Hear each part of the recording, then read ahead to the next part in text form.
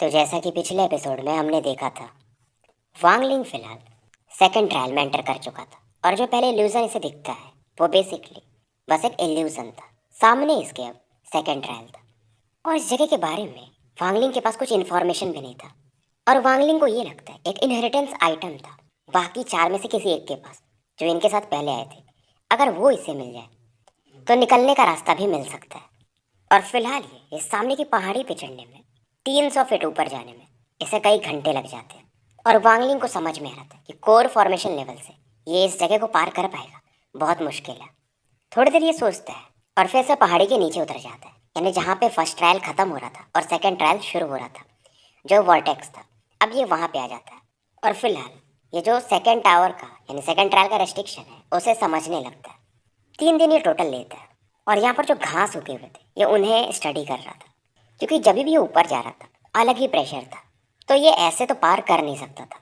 Restrictions formations के ही जैसे होते हैं और इनके मेथड्स काफ़ी कॉम्प्लिकेटेड होते हैं। और ऐसा भी कहा जाता है जैसे जो लोग पावरफुल होते हैं वो अपने डिवाइन सेंस से आसपास के एरिया में रेस्ट्रिक्शंस लगा सकते हैं। और रेस्ट्रिक्शन को तोड़ने के दो ही तरीके हैं, या तो बाई फोर्स तोड़ दो जो कि नॉर्मल इंसान कर नहीं सकता, या तो रिसर्च करो और इसमें जो लूप होल्स हैं उन्हें ढूंढ लो। तो वांगलिंग फिलहाल सेकंड मेथड ट्राई कर रहा था। समय बीतते जाता है और 10 दिन निकल चुके थे। और फिलहाल ये वो जो ग्रास उठा रहा था वो कैसे मूव कर रहे थे रेस्ट्रिक्शंस के अंदर, ये उसी पैटर्न को फॉलो करता है। लेकिन ये फील करता है कि रेस्ट्रिक्शंस इस लेवल का है कि अगर कोई बाई फोर्स जाना चाहे या गलती करे तो मारा जा सकता है। बेसिक अंडरस्टैंडिंग अब इसकी हो चुकी थी और ये थोड़ा सा आगे जा करके फिर से पीछे आ चुका था। वांगलिंग पहले यहाँ से निकलना चाहता था, पर अब ये जो रेस्ट्रिक्शंस बनाए कैसे जाते हैं उनमें भी इंटरेस्टेड था। समय बीतता है और 1 महीने निकल चुके थे। अब जैसे ही आगे बढ़ता वो रेस्ट्रिक्शंस के अंदर से लाल धुंध इसे फॉलो करता। फिलहाल ये कुछ कदम आगे बढ़ता है और इसे अब तो अटैक्स पता चल चुके थे कि कौन से डायरेक्शन से आने वाले हैं, तो उस हिसाब से ये इन्हें ब्लॉक करता था। फिलहाल ये आगे बढ़ते रहते हैं और सामने में इसे एक रेड रोड दिखाई देता है जो कि रेस्ट्रिक्शन से बाहर ले जाता था। और अब इसे समझ में आ चुका था कि रेस्ट्रिक्शंस को हैंडल कैसे किया जाता है। रेस्ट्रिक्शंस को अभी अपना एक तरह से बना चुका था, यानी इसे कंट्रोल भी कर सकता था। और वांगलिंग इसे पहले से भी ज़्यादा कॉम्प्लेक्स बना देता है, यानी कि अगर कोई पीछे से आना चाहे तो उन्हें और ज़्यादा सावधान रहना पड़ेगा। वांगलिंग ने इसमें एक सेकेंड रेस्ट्रिक्शन ऐड कर दिए थे। और फिलहाल इसी समय जो 6 डिज़ायर डेविल लॉर्ड आए हुए थे इन्हें दिखाया जाता है। इनके सामने में एक क्लाउड था जिसे कि ये हटा नहीं पा रहे थे, और इनके साथ में जो एक यंग मैन आया हुआ था वो भी था। इन लोगों ने जो पहला ट्रायल पास किया था वो आइस ट्रायल था, जैसे कि वांगलिंग का अर्थ ट्रायल था, और जिसे ये जानते थे तो आराम से निकल गए थे। और जो दूसरा ट्रायल में वो पहला हिस्सा आता है the road of no return, ये उससे भी आराम से पार कर जाते हैं। और चिंता इनको भी रेस्ट्रिक्शन माउंटेन की ही थी। और जब ये 1000 साल पहले आए थे तो अपने मास्टर के साथ आए थे, तो जो सेकंड ट्रायल था इनके मास्टर के थ्रू इन लोगों ने पार किया था, क्योंकि इनके मास्टर जो थे रेस्ट्रिक्शन मास्टर खुद थे। तो फिलहाल ये यहीं पे खड़े थे और इन्हें मालूम था कि ये चीज़ कितना डेंजरस है, और ये फिर भी कॉन्फिडेंट थे क्योंकि थर्ड ट्रायल में उसे कैसे पार करना है ये जो यंग मैन है इनके साथ वो यही करा सकता था, हालांकि ये मारा जाएगा। तो 6 डिज़ायर डेविल लॉर्ड ये इस माउंटेन को पार तो करने लगते हैं, पर जैसे जैसे ऊपर जाते हैं रेस्ट्रिक्शंस और ज़्यादा कॉम्प्लिकेटेड होते जाते हैं। जैसे कि 1000 साल पहले जब यहाँ पर ही आए थे तो ये क्लाउड नहीं था, पर इस बार था। इधर वांगलिंग को दिखाया जाता है जो कि काफ़ी ऊपर चढ़ चुका था। ऊपर में इसे भी एक अलग रेस्ट्रिक्शन मिलता है, जैसे नीचे में ग्रास मूवमेंट वाले रेस्ट्रिक्शंस थे, यहाँ पर कुछ रॉक से बना हुआ रेस्ट्रिक्शन था। और फिर से वांगलिंग इस एरिया को रिसर्च करने लगता है। वांगलिंग जानता था इस एरिया को तो ये पार कर जाएगा, पर ऊपर जाने में और मुसीबतें होंगी। और माउंटेन में मानो टाइम का फ्लो भी अलग था। पलक झपकते 7 साल निकल जाते हैं, और इन 7 सालों में वांगलिंग के आधे बाल अब सफ़ेद हो चुके थे। और 7 सालों में वांगलिंग बस रेस्ट्रिक्शंस को ही स्टडी करते रहता है। इसे पता नहीं था, पर फिलहाल इसका जो पावर लेवल था कोर फॉर्मेशन के मिड फेज में जा चुका था। इसका टेम्परामेंट भी बदल चुका था। 7 साल पहले अगर ये काफ़ी कोल्ड कहा जा सकता है, तो अब इसके पावर को मानो कोई देख नहीं सकता, इमोशंस को फील नहीं कर सकता, और इसकी आंखें मानो किसी को भी देख सकती है। इसकी आंखों में मानो एक डिवाइन सेंस हो, इसे डिवाइन सेंस आईज कहा जा सकता है। जब कोई बंदा रेस्ट्रिक्शंस के एक अलग लेवल पे पहुंच जाता है तब जाकर के ये पावर आता है। और वांगलिंग जैसे जैसे ऊपर जा रहा था इसे समझ में आ रहा था जिसने भी ये रेस्ट्रिक्शंस बनाए थे वो एक अच्छा खासा रेस्ट्रिक्शन मास्टर है, और इसे और मजा आ रहा था क्योंकि रेस्ट्रिक्शंस में ये मास्टर बनते जा रहा था। रेस्ट्रिक्शंस ये तोड़ते रहता है और आगे बढ़ते रहता है, मानो जो रास्ता ये फॉलो कर रहा हो हेल के समान हो। अब वांगलिंग भी काफ़ी आगे बढ़ने के बाद एक बड़े से पत्थर पे जाके बैठता है और सामने में से एक क्लाउड दिखाई देता है। और अब ये इसे स्टडी कर रहा था। पहले जहाँ वांग लिंग को ऐसा मतलब कोई क्रिएचर या घास वगैरह फेंक करके रेस्ट्रिक्शंस चेक करने पड़ते थे, अब ये देख के ही जान सकता था कि यहाँ पर रेस्ट्रिक्शन लगा है या नहीं। वांग लिंग फिलहाल अपनी एक टेक्निक बना चुका था, इल्यूजनरी सर्कल करके, जिससे कि ये रेस्ट्रिक्शंस को तोड़ता था।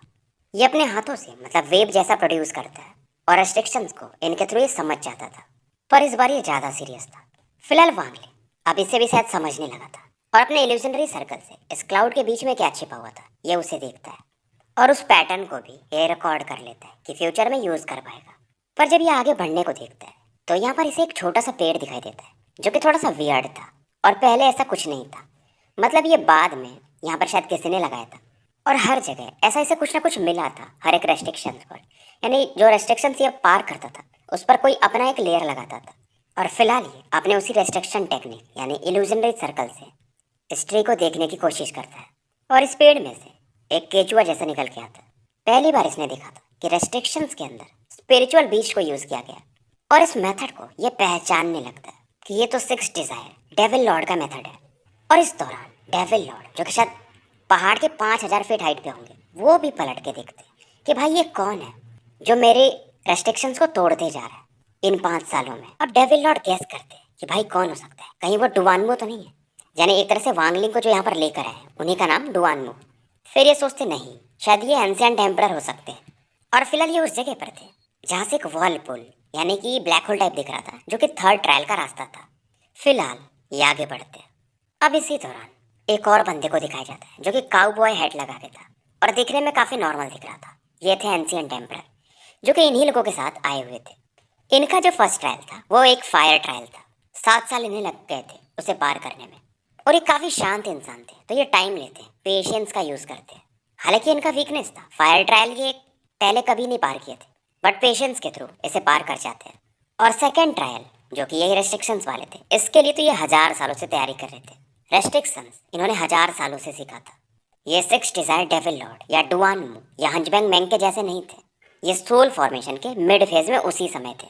और ये लोग मतलब बाकी जो थे एंशिएंट एम्परर के सामने जूनियर्स के जैसे थे और पिछले समय में ये इंजर्ड हुए थे, नहीं तो अब तक ये और भी हाई लेवल पे जा चुके होते। और इस बार ये इसी उम्मीद में थे कि इस बार इन्हें कुछ ट्रेजर्स मिलेंगे तो ये आराम से सोल ट्रांसफॉर्मेशन लेवल पे जा सकते हैं। पहले रेस्ट्रिक्शन को ये तोड़ते हैं फिर आगे बढ़ते हैं और इनके आसपास ब्लैक फॉग इकट्ठा होने लगता है। और अब ये गेस करते हैं कि ये जो रेस्ट्रिक्शन है मेरे हिसाब से डेविल लॉर्ड ने लगाया और ये अगर थोड़ा स्ट्रांग नहीं होते तो शायद ये मारे भी जा सकते थे। क्योंकि ये गेस नहीं कर पाते क्योंकि वांग लिंग तो काफ़ी कमज़ोर है और डुआनमू ऐसा करते नहीं, तो ये पक्का काम डेविल लॉर्ड का होगा, इन्हें यही लगता है। इधर वांग लिंग जो कि ऊपर काफ़ी बढ़ चुका था ये भी पलट के देखता है।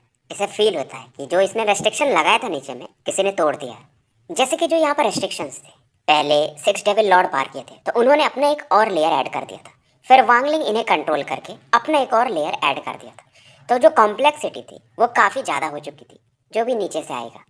समय बीतते जाता है, इस दौरान 3 साल और निकल जाते हैं और अब वांग लिंग के बाल पूरी तरह से सफ़ेद हो चुके थे, आंखें और शार्प हो चुकी थी, यानी कि टोटल 10 साल इस पहाड़ी पर ही वांग लिंग को लग जाते हैं। और अब ये गेस करता है कि नीचे से अगर हाइट नापा जाए तो ये 6000 फीट ऊपर आ चुका है। वांग लिंग अब अंदाजा लगा रहा था कि नीचे से जो भी आ रहे हैं वो काफ़ी फास्ट आ रहे हैं क्योंकि जैसे जैसे रेस्ट्रिक्शंस टूटते हैं वांग लिंग को पता चलते रहता है। वहीं जो इसके ऊपर है यानी कि 6 डिजायर डेविल लॉर्ड, उन्हें भी पता चलता था जब जब वांग लिंग उनके रेस्ट्रिक्शंस को तोड़ता था। और वांग लिंग गेस कर चुका था नीचे जो भी है वो मिनिमम सोल फॉर्मेशन लेवल पे, तो उन्हें पास करने दिया जाए यानी आगे निकलने दिया जाए। इसलिए वांग लिंग 1 साल तक तो रुक जाता है, बस स्टडी करते रहता है। और अब ये फील करता है जो भी ये बंदा है ये इसके काफ़ी करीब आ चुका है, यानी कि एंशिएंट एम्परर, जिसके बारे में इसे अभी पता नहीं।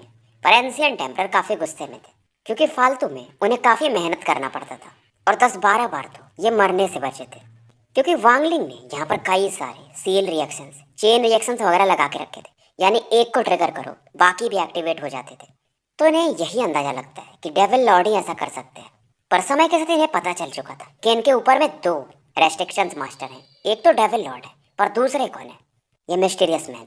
ये भी यही सोच रहे थे और ये फील करते हैं क्योंकि ये जो भी मिस्टीरियस मैन है इसके स्किल्स, जैसे नीचे में उसने जो रेस्ट्रिक्शंस लगाए थे वो ठीक ठाक थे पर ऊपर जैसे जैसे ये जा रहे थे वो काफ़ी कठिन होते जाते हैं, यानी ये बंदा इम्प्रूव किया होगा। और इन्हें लगता है कि नॉलेज के मामले में ये बंदा इनका एक राइवल है, खास करके उसकी चालाकी। और इन्हें फील होता है कि ये बंदा यहीं पर आकर, यानी माउंटेन पर ही रेस्ट्रिक्शन सीखना शुरू किया होगा। समय बीतता है, 1 महीना और निकल चुका था और वांगलिंग और एंशिएंट टेम्पलर के बीच का डिस्टेंस ये अब काफ़ी कम हो चुका था। और आज के दिन की बात है, एंशिएंट टेम्पलर अब यहाँ पर वांगलिंग से 10 फीट की दूरी पे आ चुके थे और यहाँ पर इनकी नज़र पड़ती है वांगलिंग पर, जो कि इस समय क्रॉस लेग बैठा हुआ था। वांगलिंग फिलहाल अपने आसपास बहुत सारे रेस्ट्रिक्शंस बना के बैठा था और इस समय ancient Templar unique method use कर रहे थे सामने वाले रेस्ट्रिक्शंस को तोड़ने के लिए। और एंशिएंट टेम्पलर भी काफ़ी होशियार थे। वांगलिंग ने एक जगह लूप होल छोड़ा था, पर ये समझते थे कि यहाँ पर कोई ट्रैप होगा और एक किलिंग ऑरा छिपी होगी। एंशिएंट टेम्पलर इस समय वांगलिंग को देख नहीं पा रहे थे। वांगलिंग इनके सामने था, पर बीच में ये रेस्ट्रिक्शंस थे और एंशिएंट टेम्पलर इन्हें तोड़ने में 1 महीने लग चुके थे इन रेस्ट्रिक्शंस को, पर अभी भी ये तोड़ नहीं पाए थे। और फिलहाल ये बोलते हैं अपने मन में कि इस बंदे को तो बाद में देखूंगा, मतलब जो भी होगा, और ये आगे बढ़ने लगते हैं। वांगलिंग इस दौरान एंशिएंट इसके जो इल्यूजनरी सर्कल्स थे, जिसको अगर ये एक्टिवेट कर दे तो जिधर वो बढ़ रहे थे एंशिएंट टेम्पलर, वहाँ के जितने भी बैरियर्स हैं वो एक्टिवेट होकर उन पर अटैक करने लगते। पर वांगलिंग इस चीज़ को छोड़ देता है, क्योंकि ये जानता था वो उन्हें मार नहीं पाएगा। एंशिएंट टेम्पलर अब काफ़ी तेज़ी से आगे बढ़ रहे थे, पर वांगलिंग इस दौरान एक और इल्यूजनरी सर्कल बनाता है और आगे बढ़ा देता है। और जैसे ये बढ़ाता है, आसपास के जितने भी रेस्ट्रिक्शंस थे वो एंशिएंट टेम्पलर पर अटैक करने लगते हैं। ये अटैक्स नहीं थे, पर एंशिएंट टेम्पलर समझ रहे थे अगर इन अटैक से ये टकराए तो ये टेलीपोर्ट हो जाएंगे जहाँ पर वो बंदा चाहता है जिसने ये रेस्ट्रिक्शंस लगाए थे। और वांगलिंग ने इस बार इसलिए अटैक किया था क्योंकि ये जरूरी था, नहीं तो ये ओल्ड मैंस को ये लगेगा इतना आसान है और ये लोग काफ़ी क्राफ्टी हैं और रेस्ट्रिक्शंस तो होने ही चाहिए माउंटेन्स पर, और रहते भी हैं। इधर डेविल लॉर्ड को दिखाया जाता है, जो कि माउंटेन के लगभग टॉप पे पहुंच चुके थे, बस 100 फीट नीचे थे। इधर डेविल लॉर्ड भी मतलब फील करते इनके एक के बाद एक रेस्ट्रिक्शंस तोड़े जा रहे थे और ये गैस कर रहे थे ये पक्का एंशिएंट टेम्पररी होगा। पर ये मन में सोचता है कि इधर आसपास तो मैंने काफ़ी पावरफुल रेस्ट्रिक्शंस लगाए, देखता हूँ ये कैसे बचता है। क्योंकि ये जो रेस्ट्रिक्शंस लगा रहे थे इनके साथ में जो लड़का था ये इसके थ्रू लगा रहे थे, क्योंकि एक तरह से इनका एक किलिंग मशीन था।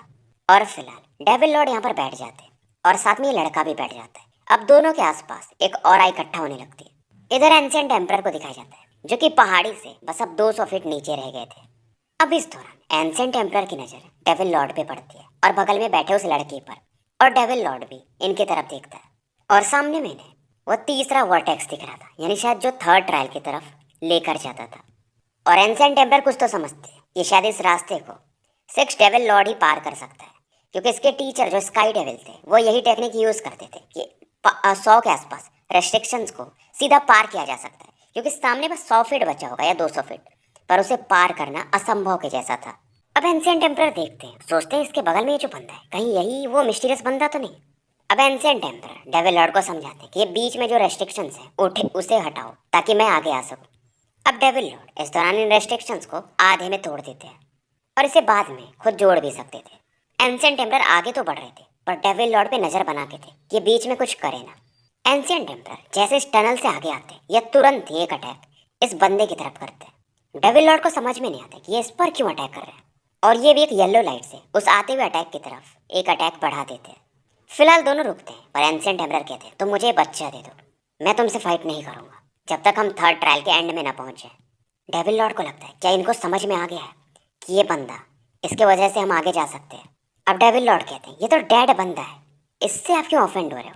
एंशिएंट टेम्परर देखते हैं, फिर भी मैं इसे एक बार देखना चाहूँगा। अब डेविल लॉर्ड समझाने की कोशिश करते हैं कि ये मिसअंडरस्टैंडिंग हो सकती है। अब एंशिएंट टेम्परर बताना शुरू करते हैं कि जैसे ही सेकंड रियल में मैं पहुंचा मुझे बहुत सारे प्रॉब्लम्स हैं। 2 प्रकार की औरत थी, एक तो तुम्हारी थी तो दूसरी किसकी थी। अब ये मत कहना कि वो वांगलिंग है जिसको कि हम वॉइड में डूबते हुए देखे थे फर्स्ट ट्रायल के पहले ही, और अगर वो मरा भी नहीं तो कोर फॉर्मेशन का बंदा है, इतना पावरफुल रेस्ट्रिक्शंस वो नहीं बना सकता था। इसलिए एंशिएंट टेम्परर को यही लगता है कि ये बंदा जो मिस्टीरियस बंदा था वो यही हो सकता है जो कि यहाँ पर था। अब डेविल लॉर्ड कुछ बोलते नहीं है, ये अपना सा हल्का सा ब्लड निकालते हैं और इस फ्लेम को, यानी ब्लड एक फ्लेम में बदल जाता है, एंशिएंट टेम्परर की तरफ बढ़ाते हैं। एंशिएंट टेम्परर शांत थे, ये भी अपना हल्का सा ब्लड आगे भेजते हैं। अब दोनों ब्लड जब एक दूसरे से टकराते हैं तो एक सिंबल यहाँ पे बन जाता है दोनों के हाथों में। ये जो टेक्निक यूज़ कर रहे थे ये सी ऑफ डेविल्स का सबसे बड़ा वो है, ऐसा समझ सकते हो, कसम।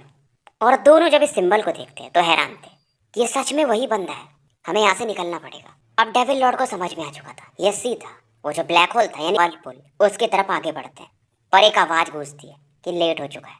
अब माउंटेन टॉप जो था उसके 300 फीट के एरिया में कई सारे इल्यूजनरी सर्कल्स यहाँ पर बनने लगते हैं और हर एक रेस्ट्रिक्शंस को तोड़ने लगते हैं।